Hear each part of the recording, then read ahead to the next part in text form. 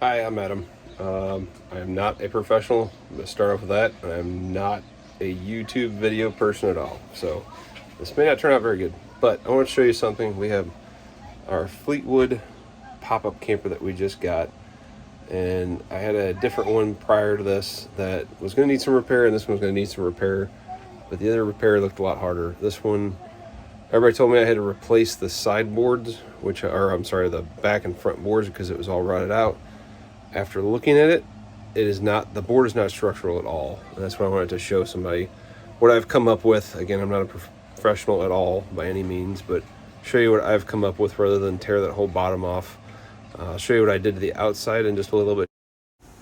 As you can see, this is where I started with. The back boards were all falling apart. The part that holds the tent up was just pretty much falling off at that point. The wood was just disintegrating, and that's when I noticed the wood was not very thick. Past that, I start looking and saw these rivet-looking things that you'll see here. When I saw those, I thought, well, it's either got to be attached to another piece of metal, or it's attached to the wood, and the wood would be non-structural at that point because the rivets would just pull out. So then I start looking further. As I dug a little further into it, I was looking at the sideboards and noticed the sideboards were attached, and they were bigger than normal. They're in aluminum. Most sideboards are just wood. These seem to be more structural in aluminum or another type of metal, real wide. When I start noticing that, then I start looking further into how they're attached. Normally they're just attached with a couple screws and a little tiny bracket. And then that's when I noticed the bracket is actually riveted together with this that you'll see here. You'll notice that it's just pulled. It's hard to see in this picture, but you'll see it's actually put right on. There's a bracket that is literally molded and then fits right into that aluminum channel. That channel is what gives it its structure, and that aluminum is the structure. So as I go in further here, I started formulating plans in my head of everything. Tear that bottom rail off and push wood up there and stuff like that. I started noticing too that there was only foam. Cut into it a little bit and noticed there was foam. I thought, well, what if I just put a metal plate over it and save tearing this thing apart? Because I was just really being lazy, more or less. And then once I started tearing into it, I noticed some different stuff, which we'll get to here in the future. But then that's when I decided it was new metal plates and start measuring it out. So I started measuring it out. Took some good measurements, figured out what size metal I was going to need, what the best metal I'm going to do this with. I think aluminum for me is the easiest. You can machine it easily machine it with multiple saw blades out there. So I measured everything twice. As you can see, those sides are pretty thick on where the sideboards would connect. So measured everything, measured a couple different ways. Thought about maybe sliding it up under, drilling those rivets out and sliding it up under. But then I came up with a couple different things coming up here in the future. As I was formulating all this, I start worrying about water getting back in there, and obviously there's not much wood to damage in there, but I thought, well, if there is a leak, I want to stop all the leak. I'd already had truck bed liner paint for my roof for a previous project anyway, so I thought, well, I needed to use that up. So I figured I would coat the whole roof with it. But first, a couple things that I noticed on top of the roof then was the fact that it is a fairly decent gauge sheet metal on top, adding more to the structure, the structure around the edges. The other thing that worried me too is these strips here of water getting down in them. So I kind of tore that apart to see what was under it. It really is just this strip of metal with a piece of rubber under it, which most of the rubber was dry rotted at that point in certain spots, and a piece of plastic on top of that to cover those screws. I thought, well, I don't really want to put truck bed liner paint over that. So I came up with my next thing. I started pulling that apart and seeing how that was done. Like I said, I noticed that there is the rubber piece under it. So I pulled it up a little bit further and saw what it was made of, and kind of started thinking of some plans. You can see here those three pieces there. So I tore everything off the roof, tore the strips off, took off the AC, took the putty, there was some putty there, took the gasket off, all that stuff, power washed it, and then really cleaned it up, got all the rubber and everything else off that I could. Scraped it all down, prepped it, and this is where I came up with the next step before doing it all. Little add in here, I power washed it before I took the stuff off. So power washed it, then took all that stuff off, and then just hand cleaned the spots that were dirty, that were open there. To cover up the where the two pieces of metal come together, I made these little metal strips. That same sheet aluminum that I had, I just cut it through a table saw with a non-fierce cutting blade and made these strips. My idea with the strips was to cover this up. I put a tiny bit of caulk under it, just enough to seal that crack and have the metal do the work, and then I'll just cake the truck bed liner paint over it. That way it seals it all up with the truck bed liner paint. But I did want to put something in there, so I cut these long strips and then bent them over the back of it, so as you can see the bend there. And then just put just a little bit of caulk, just enough so it didn't get into the truck bed liner paint and inhibit the paint sticking to the metal. But I did paint and prime the strips. You see the length of the strip here. It's pretty easy to cut. Like I said, the aluminum is super easy to work with, so just cut those out of a big sheet of aluminum. I think it cost me $100 for all aluminum.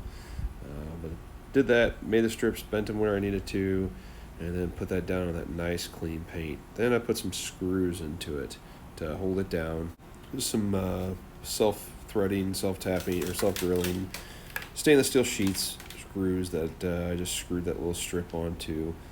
Went the whole length of that entire where the metal meets, which seemed to work pretty well. Got it all caked on there, and then just basically planned on putting the paint over it. So did my painting, did need some primer on the parts that you can see, and then I put the truck bed paint right over the entire thing. That truck bed paint took a couple coats, but it got it in all the cracks and crevices. There were some places that I kept having to do touch-ups to fill it with, but I basically filled it with all that and just caked it over that. You'll see this strip coming up here where it's just nice and sealed along that strip. I did use Grizzly Grip truck bed liner paint. According to them, it does stay slightly flexible so that I don't have to worry about it cracking right here, that it will do quite well in places like that and seal it all up. So that seemed like to be a good option that basically just covered the screws, everything. I'm never going to have to get back in there, knock on wood. Those screws will hold those two pieces of metal together, but seal everything up with that strip instead of that big other strip that was there to be a pain to fill. So as you'll see the finished product here of the entire roof. And pardon my mess of the garage there, but it was raining for several days and I didn't have an option, so I squeezed it in my garage with only, not even an inch, it was actually 2 inches too long, but I was able to push the garage door around it. So finished that all up. I didn't have to do all that, but I already had the paint, so I did it and then moved on to the interior, and that's where we're going to go to next. I'll show you that. All right, some of you might have the same model or similar, but have had this happen with the tent over the bunk. A lot of people told me I had to replace this board completely to do it, quote, right. But the more I look at it, we're actually redoing a bunch of stuff in here. The more I look at it, like this side I've tore apart, you can see that this is just 1/4 inch Luan. It's there's no structure to this at all. There is this. There's no way this can be structural. You can see there's some aluminum going this way and down the middle here. But if you look at this entire thing, right here, here, and here, the bottom part, that's the structure. And if we pulled this apart, this whole thing, you can see all through here is a big thing of aluminum, and it goes all the way around. This whole entire piece is aluminum. And if you pull this cap off, you'll see these are actually, the lifter goes into another metal bracket, and that metal bracket actually hooks into this entire aluminum structure versus hooking into wood. So this is way better than a lot of the other ones I've seen. Again, I don't have much experience, but some of the other ones I've seen have this all hooked into the wood. This is actually hooked into the metal, and your structure is coming from all this aluminum here, because even this is just really thin 16th or 8th, whatever the Luan is up here. So rather than tear this apart and try to fill it with a board, because all it is foam, and I could see it'd be problematic anyways because I have this in there, I came up with this aluminum plate that I cut out of sheet aluminum just thin aluminum, and you know, just paint it to make it look nice. Really, all this is doing, once I drill all these out and take these screws out, obviously the structure is coming from here. I'll have to put all that back, but this will make it even stronger by putting this plate up here and then screwing it to that. So this will be one continuous plate. I could have done one solid plate, but trying to hold it up there, it's going to be kind of a pain. So rather than hold it up there, I just cut 2 plates that I will fit to make it easier to hang. So just this aluminum plate, I do have to trim it a little bit. As you can see, it'll fit tight up there. And I'll just put some self-tapping screws that I've got sitting right here, and I'll paint the tips of them. But I'll drill these out here, and then may use those for pilot holes, or may not. But once I screw that all together, I even thought about tearing all that out, but if I got aluminum plate over it, I really don't need to tear that out. I'll do the same thing over here. Up here where your lifters are, it's a different width, because you have this, like I said, this is your entire structure. That goes all the way to the other side. That's all, I'm sure, like a C-channel where it's down in there. But this is solid, this is your structure. This is a lot less. So I may put some plates kind of like where the lifters, and I may try to take this apart at some point and show you. But the metal bracket here is riveted into this structure here. So I may try to just do some extra plating here, or put one solid piece across eventually. For right now, these are solid, so I don't need to do anything of those. Even if they did, it's the same thing where the structure's coming from around. This is also that real thin luan up here. So I may just try to make some small plates to go right there, just to add to the structure. But as I said, simple sheet aluminum. You can cut it on table saw. That's all I did. I got a table saw with a non-ferrous cutting blade that can cut right through aluminum. It cut that thing like butter. So I cut that down, make it fit up there. I will show you as soon as I'm all done. The other thing too is I did the roof. You know, a lot of this stuff comes from that seam that's up here. And I'll show you that here in just a little bit. All right, I got one plate up so far. See, I used the number 10 5/8 screw. And see, I just re-drilled into the structure. I did mark where my previous holes were, so I didn't hit them, although I did end up hitting, let's see here. I hit a few and they went right in. I'm a little afraid of them being rusted out though. So I did just drill into new ones. These are self-tapping screws, and I'll come back and paint them up. These are the ones I did that were at the existing holes. You can see I had them marked, and they went and tightened right up, not as tight as I'd like them. So I definitely happy that I drilled new holes with them. But you can see basically the structure is the same. I've got another plate. I will have to, sorry for the wobbly video in my messy garage. I will have to trim this down. You're gonna wipe for just a second here.